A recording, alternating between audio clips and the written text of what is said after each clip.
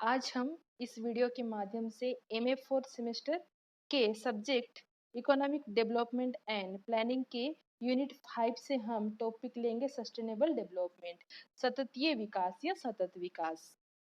सतत विकास शब्द का सर्वप्रथम प्रयोग 1980 में प्रकृति के संरक्षण और प्राकृतिक संसाधनों के लिए अंतरराष्ट्रीय संघ द्वारा प्रस्तुत विश्व संरक्षण रणनीति द्वारा किया गया था। यह 1987 में पर्यावरण एवं विकास पर विश्व आयोग के आवर कॉमन फ्यूचर अर्थात हमारा सामान्य भविष्य नाम से ब्रुटलैंड रिपोर्ट द्वारा सामान्य रूप से प्रयोग तथा पहली बार परिभाषित भी किया गया था। अब हम सस्टेनेबल डेवलपमेंट का हम लोग मीनिंग देखते हैं। सस्टेनेबल डेवलपमेंट के कई परिभाषाएं हैं, परंतु सर्वाधिक लोकप्रिय एवं विस्तार ब्रुटलैंड रिपोर्ट द्वारा दी गई है। इसने सतत विकास को भविष्य की पीढ़ियों की आवश्यकताओं से बिना समझौता किए वर्तमान पीढ़ी की आवश्यकताओं को पूरा करने के रूप में परिभाषित किया है। सरल शब्दों में अगर हम सतत विकास का अर्थ देखेंगे तो विकास को चलते रहना ही क्या है, सतत विकास है, या हमेशा विकास चलते रहना ही सतत विकास है। या प्रति व्यक्ति आय में वृद्धि, शिक्षा में वृद्धि, स्वास्थ्य एवं जीवन की सामान्य गुणवत्ता में सुधार और प्राकृतिक पर्यावरण संसाधनों की गुणवत्ता में सुधार के माध्यम से सभी लोगों के जीवन की गुणवत्ता में सतत सुधार के निर्माण पर बल देता है। इस प्रकार सतत विकास आर्थिक विकास से बहुत अधिक मात्रा में जुड़ा हुआ है। यह एक ऐसी स्थिति है जिसमें आर्थिक विकास का काल या समय की अवधि कभी कम नहीं होता है। सतत विकास एक ऐसे विकास है जो अनंत होता है, अर्थात जो कभी खत्म नहीं होता है और प्राकृतिक पर्यावरणों में सुधार के माध्यम से जीवन की गुणवत्ता में अपना योगदान देता रहता है।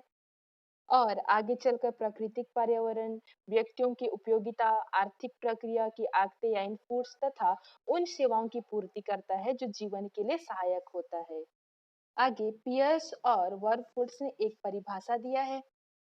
उनके अनुसार सततीय विकास एक ऐसी प्रक्रिया का वर्णन करता है जिसमें प्राकृतिक संसाधनों का आधार का ह्रास नहीं होने दिया जाता है। यह जीवन की गुणवत्ता और वास्तविक आय बढ़ाने की प्रक्रिया में पर्यावरणीय गुणवत्ता तथा पर्यावरणीय आगतों की अब तक उपेक्षित भूमिका पर बल देता है।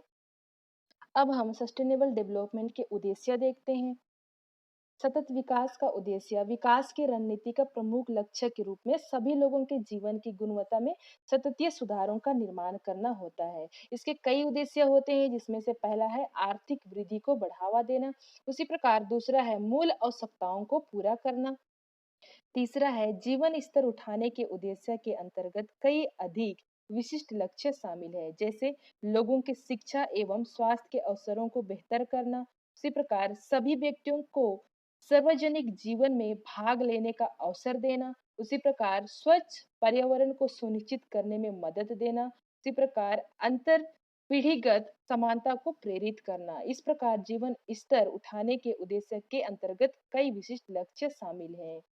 उसी प्रकार चौथा उद्देश्य है आगे सततीय विकास का उद्देश्य काल पर्यटन सभी पर्यावरणीय एवं प्राकृतिक संसाधन परिसंपत्ति जैसे भौतिक, मानवीय एवं प्राकृतिक के स्टॉक को कायम में रखकर आर्थिक विकास के शुद्ध लाभों को अधिकतम करना है।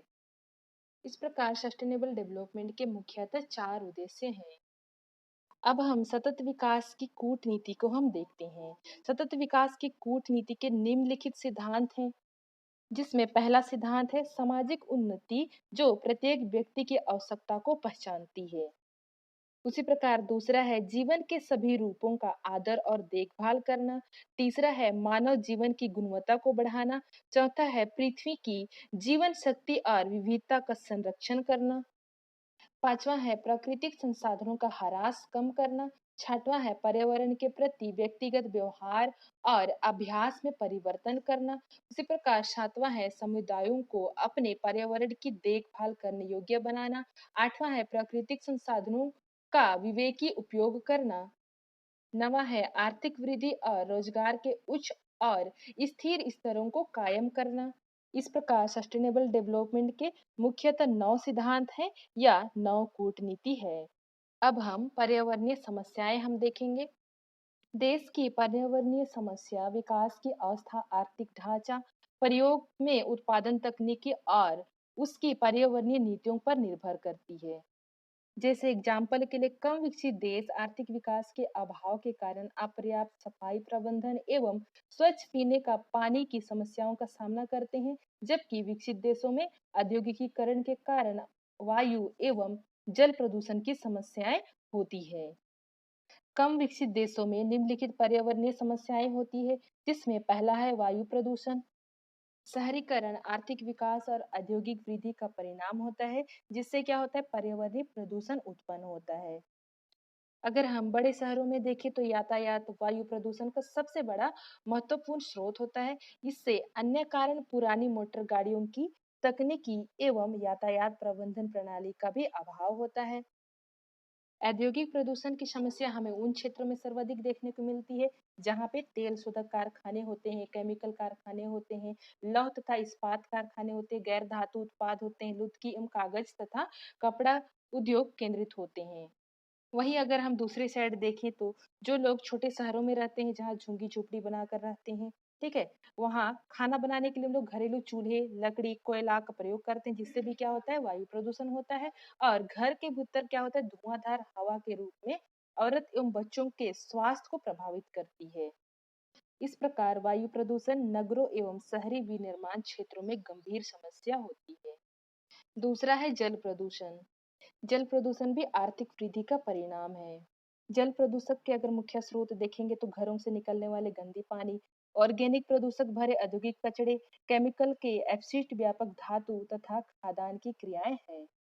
अगर हम जल प्रदूषण करने वाले मुख्य उद्योग में प्रमुख हम देखेंगे तो तेल शोधन कारखाने हैं, उर्वरक, कीटनाशक पदार्थ, केमिकल, चमड़े, वालुदगी एवं कागज तथा लात के प्लेट बनाने वाले उद्योग।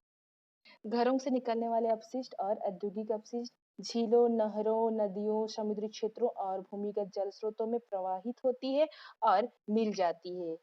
चूंकि वह पानी प्रदूषित होता है, जिसके कारण मछली तथा अन्य जल प्राणियों तथा व्यावसायिक रूप से महत्वपूर्ण समुद्री वनस्पति और जीव जंतु जैसे जलीय संसाधनों के लिए खतरा उत्पन्न करते हैं।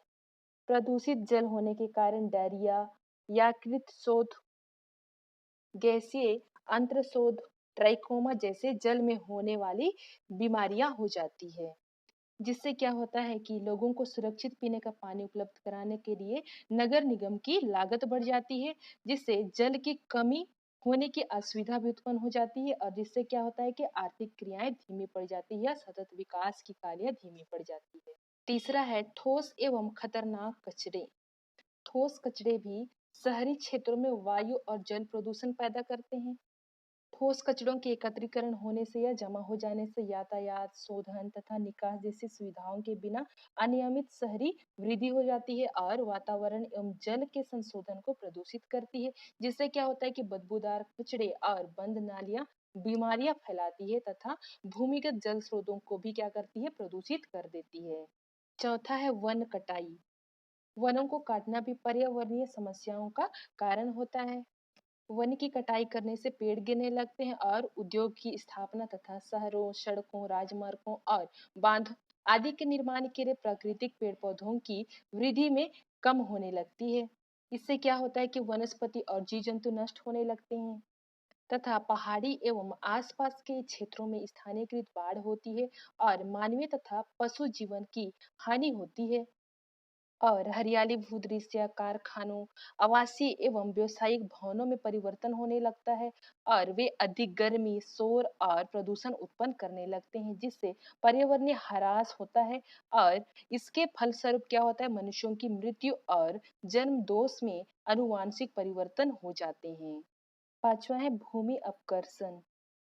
अन्य पर्यावरणीय समस्या भूक्षरण या भूमि अपकर्षण से है, जो जल एवं वायु के कारण होती है। पहाड़ी क्षेत्रों में यहाँ वर्षा और नदियों के कारण होता है, जिससे भूमिस्खलन तथा बाढ़ आती है।